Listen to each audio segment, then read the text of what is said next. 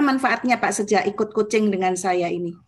Ya, baik. Jadi kalau dari saya pribadi, Bu, dari manajemen, dari managerial level ya, kalau kami melihatnya sih, kan banyak coaching itu yang fokusnya memang di subsektor ya, Bu. Jadi manajemen, ada yang ngomongin etika kerja gitu kan, Bu, atau team building, atau finance doang, atau pajak doang. Nah, kalau menurut saya tuh yang beda dari Burona, dari rantai kausal itu adalah sebetulnya ini, Bu, memblend ini semua menjadi decisional making tool gitu, Bu. Jadi cara untuk membuat decision, karena memang kan Burona kan sebagai CFA pasti udah banyak banget kan, dan juga CFO gitu, jadi udah CFA juga, CFO juga, jadi otomatis kan karir Burona ini memberikan segala macam apa ya, kayak insight gitu, Bu.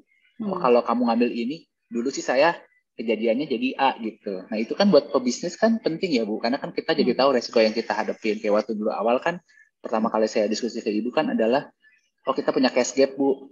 Short term kita nggak match sama pembiayaan. Jadi pembiayaan short term, tapi banyak yang long term mestinya. Akhirnya kan kita refinancing kan berhasil tuh ke bank. Akhirnya kan sekarang secara apa namanya likuiditas kan udah jauh lebih baik, Bu. Jadi kita bisa fokus ngembangin pasar, ngajin produksi, karena secara likuiditas kurang lebih udah diangkat. Lalu juga kan Ibu ngasih saya framework berpikir tentang saya tuh yang kena banget dari Ibu tuh adalah yang masalah orang gitu loh, Bu. Ibu kan selalu bilang pengusaha biasanya kalau lagi mentok nih orangnya yang di-cut gitu, dikurangin. Padahal sebetulnya kan kalau secara costing orang itu tidak begitu besar kan. Ibu pernah bilang gitu tuh waktu awal-awal. Akhirnya saya coba cek memang benar. Kayak saya, isu saya terbesar kalau secara cash flow ya, Bu, ya memang di jatuh tempo. Jadi jatuh tempo fasilitas saya itu nggak match dengan cash flow saya dari customer. Yang saya bilang tadi, jadi jatuh temponya pendek, bayarannya panjang, Bu. Jadi selalu ada cash gap tuh yang kita harus nombok setiap saat. Nah, akhirnya kita juga ganti kan, bawa orangnya, kita bahas ulang, organizational structure-nya kita cek kan, kita cek sama Ibu bareng, kelihatan yang mana-mana yang potensi nanti nggak efektif, lalu ada potensi misalnya bisa ada permainan, ada fraud, dan juga sekarang kan kita masuk ke yang ngomongin authority nih, tapi kan in general nih dalam 6 bulan ini, ya saya bersyukur bisa melewati ini semua, Bu, dengan tools yang Ibu berikan, melewati masa-masa sulit di industri kami ya, karena harga besi yang turunnya terlalu drastis, Bu, 30% dalam 6 bulan gitu. Ini kan kayak crash ya jatuhnya gitu. Jadi kita kayak usaha terus crash, ya kalau kemarin nggak siap sih, ya mungkin habis lebaran udah kusut banget tuh, Bu. Ya kan kita nggak ada planning apa-apa gitu. Tapi ya sekarang setidaknya kita udah bisa mulai nata. Strategi kita juga sekarang jauh lebih komprehensif, Bu. Jadi nggak semata-mata jualan, tapi juga oh ini ada jualan, tapi jualan ini implikasinya sama cash flow apa, ya kan, Bu? Lalu implikasi cash flow ini ujungnya kemana? Apakah cash flow yang menyendet ini di bulan ini aman untuk nge-secure harga atau tidak aman? Kalau tidak aman kita harus apa? Jadi kayak sekarang multifaktor, dan ini saya terapkan cara berpikir ini ke purchasing saya, Bu, ke sales saya. Jadi kita kalau meeting Senin tuh sekarang jauh lebih cepat, Bu, karena nggak bertele-tele bahasnya, benar-benar strategi aja. Pokoknya setiap hari tim A, dulu kan kita kayak ngebahas satu-satu, isunya apa, itu satu. Lalu kedua sekarang saya untuk sales itu pokoknya setiap Senin itu, Bu, meeting mingguan tuh saya sekarang sudah cepat, kadang-kadang cuma 45 menit, Bu. Tapi kita udah tahu nih, misalnya, oh saya udah punya barang ini, saya punya, yang kayak tadi cerita Ibu, saya punya barang yang harganya bisa murah untuk ganjal cash flow mingguan, in case saya butuh.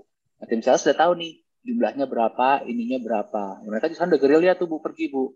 Nah, itu kalau masalah tagihan, kita juga udah punya framework kan, bahwa pokoknya sekarang kita udah bagi, kalau minta kredit limit, surveyor wajib maju. Surveyor udah bagian terpisah. Dan itu saya udah nggak perlu monitor lagi kan, karena kepala surveyornya, kepala AR-nya udah jalan sendiri, Bu, tiap hari. Pokoknya masuk, jalan, nggak ada surveyor, nggak boleh kirim barang. Jadi semuanya pun perbagian udah tahu tuh job desk masing-masing.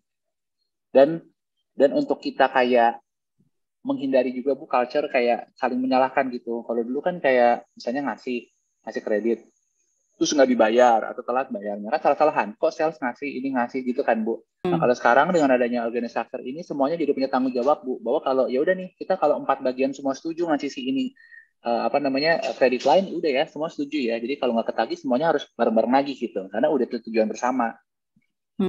Nah, ini akhirnya kan juga ngebangun semangat di teman bahwa oh ya udah nih, ini juga tanggung jawab saya gitu. Jadi yang tadinya nagih hanya sekedar administrasi nagih, sekarang nagih memang dia tahu divisi dia itu punya tanggung jawab besar untuk jangan sampai tidak tertagih gitu, Bu. Jadi kalau saya lihat harian tuh komunikasi harian di grup juga sangat ini Bu, sangat rame gitu kayak, aduh Pak ini saya mau ngirim, nggak bisa, ini belum kelar ininya, Bapak kurang administrasi, saya nggak mau kirim. Jadi tanggung jawabnya udah kelihatan gitu. Sampai ke Jadi level jelas pabrik. ya. Yes, level pabrik. Karena kan memang kalau yang saya perhatiin banget organizational structure yang jelas ini, teman-teman di bawah itu untuk bertanggung jawab Bu. Itu yang paling penting sih menurut saya ya. Jadi dia tahu tugas saya apa, implikasinya apa, tanggung jawab saya tuh apa gitu. Nah kalau dulu kan nggak ada ya, dulu kan cuma ya udah kerja aja, udah kerja. Kalau gini gimana Pak? Ya nantilah gampang belakangan. Kalau ada masalah baru. Nah sekarang semua sudah tahu, even yang orang finance, kayak kita pajak kan udah melewati beberapa pemeriksaan. Mereka juga sekarang ya lebih tahu lah maksudnya apa kalau mereka telat, mereka tidak rapi, implikasinya kemana. Jadi semuanya sekarang jauh lebih mengerti dan juga ya kayak buat saya pun sekarang saya ngerasa lebih pede Bu karena saya ngerasa punya tim yang support gitu Bu. Jadi istilahnya tas saya nih udah nggak terlalu berat kayak dulu. Kalau dulu kan saya kayak setiap hari pergi kerja tuh kayak buat tas ransel berat gitu isinya Bu, masalah semua kan. Nah, sekarang jauh lebih ringan gitu karena saya tahu si ini udah nge-handle ini. Toh kalau ada masalah dia langsung lapor, nggak perlu saya tanya gitu. Dan itu kalau menurut saya itu penting banget buat saya ya Bu karena saya ngejalanin tiap hari itu udah nggak lagi dengan perasaan si itu ada masalah nggak ya, sini ada masalah nggak ya gitu. Karena saya yakin nggak ada yang ditutup-tutupin. Pokoknya ada masalah udah ada di grup. 2 jam ada di grup. Jadi semua tuh harian masalahnya masalah hari itu Bu. Itu yang saya suka. Kan nggak mungkin juga kita kerja nggak ada masalah mustahil. Tapi kan yang sebel itu kalau ada masalah baru tahu 2 minggu kemudian. Nah itu yang saya sebel gitu karena kan udah 2 minggu gitu. Gimana nyelesainnya? Udah terlalu lama. Ya, mungkin Karena kalau di summary Pak, mungkin Pak di summary kayak benefitnya 1, 2, 3 gitu mungkin dari apa benefit yang yang sudah pertama Pak sih. Gion. Baik, kalau benefit pertama kalau buat saya adalah ini Bu, helikopter view-nya berjalan Bu. Review saya berjalan bagaimana memaksimalkan Bu seluruh divisi-divisi yang ada di pabrik dan kantor saya. Gitu. Nah, terus kedua adalah bagaimana semua divisi ini mempunyai walaupun belum sampai KPI ya Bu sekarang, tapi sudah ada hasil gitu Bu, hasil dan tujuan setiap harinya. Bahwa dokumen-dokumen tersebut sekarang bisa mensupport decision making saya Bu. Nah, dan yang ketiga dengan decision making yang timely, lalu akurat, dan mestinya kita punya keputusan bisnis semuanya nggak ada yang miss Bu, dan akhirnya ya profit kita bisa membaik gitu.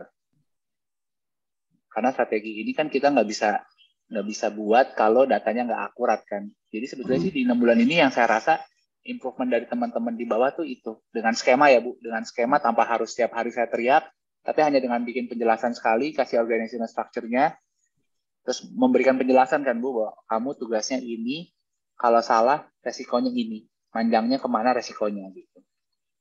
Dan tidak ada lagi sekarang yang oh ini departemen saya aja gitu, saya nggak peduli departemen lain, itu udah nggak ada Bu. Jadi semua udah kayak satu rumah gitu. Jadi kalau si itu salah A, yang B akan backup karena dia juga tahu kalau si B lagi itu pengiriman nama sales kan dulu suka salah-salahan tuh Bu. Kalau sekarang udah menghilang karena mereka semua tahu ya udah kalau salesnya salah, delivery yang backup, delivery lagi salah juga sales yang backup. Ya. Jadi udah itu sih. Ya kalau saya happy-nya itu sih Bu. So far ini yang di tahun ini 6 bulan dan kerasa banget karena ini lagi masa-masa sulit. Mungkin kalau 2 tahun lalu ketemu Ibu nggak terlalu berasa impact-nya ya. Karena lagi enakannya tiap hari gampang jualan, bayaran lancar gitu. Harga naik terus. Terima kasih banyak Pak. Itu saya juga senang bisa memberi manfaat ya Pak ya kepada Pak Gion juga kepada teman-teman semua ya sehingga performanya bisa jauh lebih bagus. Ya. Terima kasih.